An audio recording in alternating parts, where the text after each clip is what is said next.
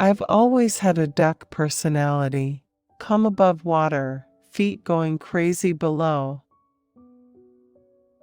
Even the dark places are places. You're still somewhere. Hip-hop is rich in musical illusion. It takes something that already existed, respects it, and reuses it. There's something distinct and interesting about a live performance. There's this weird immediacy that's, for me, really invigorating, and it just feels really rewarding. There are people who are profoundly mentally ill, but we now have a very weird perspective on mental illness and what it means. I do think that people are over-medicated. The more I talk to people who are at a place I'd like to be at, whether it's music or writing, or being a doctor or entrepreneur, sometimes you get lucky, and right away something happens. But for most people, the common denominator of success is just working really hard. When I first signed to RCA, I was sort of excited and shocked that it was happening. But over the next couple of years, it really started to feel like that game you play when you're a little kid, the one where you put your nose on a bat and then spin around and try to walk. I'm having this disbelief and dissatisfaction with an establishment that feels like it's moving backward, and I think there's a similar feeling with everyone of my age and in the world of music and artistic stuff. Art is an important way those feelings get expressed and help people process their feelings and opinions. I went in reverse with this whole thing. People I've toured with were kids who consumed as much hip-hop as they could. I didn't do that until I started rapping. I think the key for any kind of artist, and this transcends music, is a certain degree of authenticity and sincerity. I was totally sober in college and really focused. I just took the time when other people might be partying and just made music and played at the party instead. It's like there's this boldness that I have where I'm driven by something that I can't name. What I've discovered and try to integrate into my show is when you're up there, and you are loud and more visible, you're setting a tone for how people can behave and how they can feel comfortable behaving. More than anything for me, making music is about taking nothing and making something. My songs are a mix of my own weird raised by wolves perspective and civilization. I think, no matter what, when you're writing songs, most people write about the extremes of their experiences.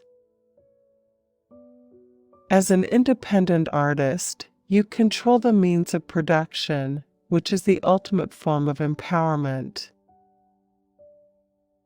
I've always had a complicated relationship with sleep.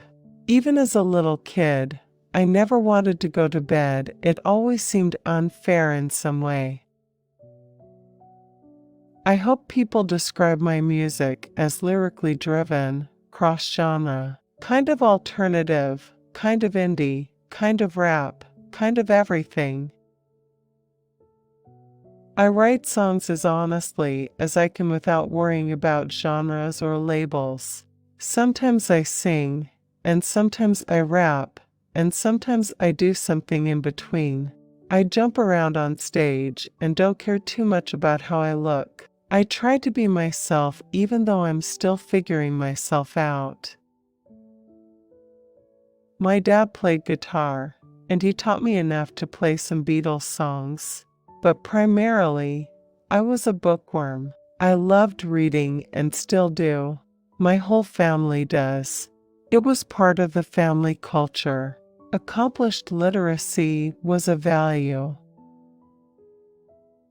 When I first started making music, I was all about wordplay and how fast I could rap, but over the years, I've really gained an appreciation for melody. What's cool is that when you're singing, you have to be concise, and when you're rapping, you have the opportunity to be really detailed with your lyrics. I studied psychology and sociology. I think my assumption was that I would go to graduate school, and I don't know what I was going to do after that.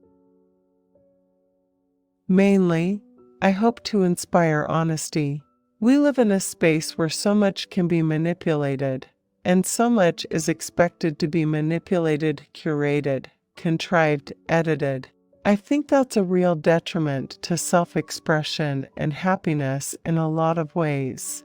In my mind, honesty and vulnerability is the way forward. I know that in my own mind, I struggle with a desire to be both entirely absent and entirely present in any given moment. The more time passes in your life, I think the greater you understand perspective. So I'm happy that I've had experiences that have reminded me that most exciting things might not feel so exciting later, and the most disappointing things might not be so disappointing later either. A college degree is not essential, but if you're already in college, and if it's at all possible, you should definitely try to finish. In college, you have a very supportive community right there, and it can give you opportunities to try out new things. Most of the people at my headline shows are in their 20s, but it varies a ton. Like, I've had a 6-year-old hug my leg after the show and a 60-year-old shake my hand. It's cool to see people connecting with the music across different generations.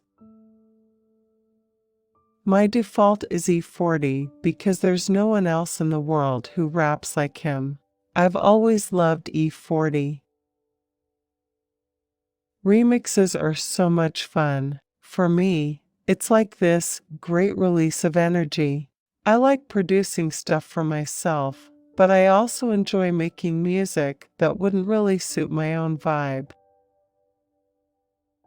I think a part of me thought that I might be interested in academia because I really do love school. I mean that on all levels. I like educational environments. I like being part of that community of learning and exploration. And I like to talk. Pre-show, I warm up my voice, stretch, do a little team huddle, and sometimes throw a shot of whiskey in there, too. After the show, I hang out at merch meeting people and signing things. After that, I usually try to see friends in whatever city we're in, or if I'm super beat, listen to a podcast and pass out. I think it's more important than ever to be as vocal as I can be about things I believe in outside of music.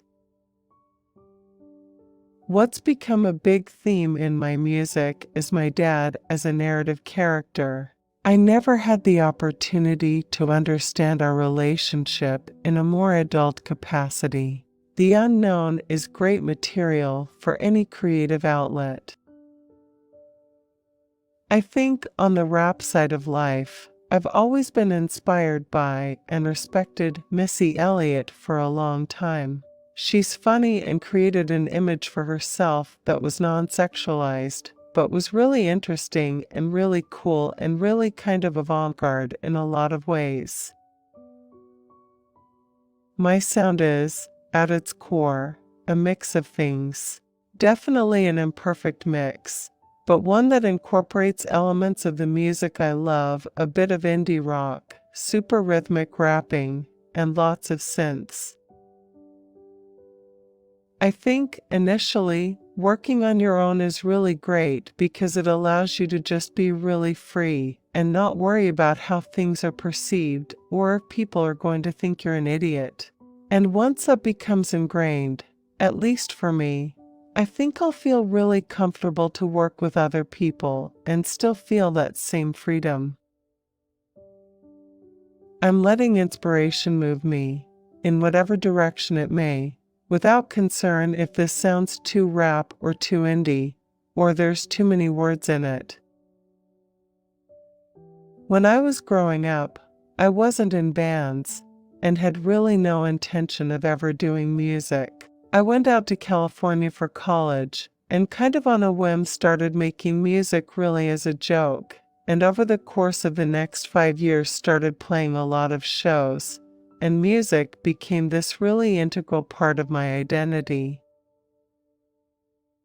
A friend of mine encouraged me to try rapping, so I started experimenting with it, writing verses, seeing if I could fit an extra word or syllable into each line without tripping myself up. Feeling anxious or depressed sometimes is part of what it means to be a person, and it might even be essential to success. Even successful musicians have had periods where people say they suck and no one likes them, even after they've had periods of great success. So I think it's like you just gotta do you and try to stay motivated. Until, you decide to stay home and make spaghetti all day. I don't put a ton of time into my onstage style, largely because I'm dumb about clothes. But I have friends who are very smart about clothes, and they teach me things. For the show, I'm mainly concerned with feeling comfortable, being able to jump around and get wild. The one thing that I've always kind of had, ever since I was a kid, was that I lack a certain degree of self-consciousness, which is alternately good and bad.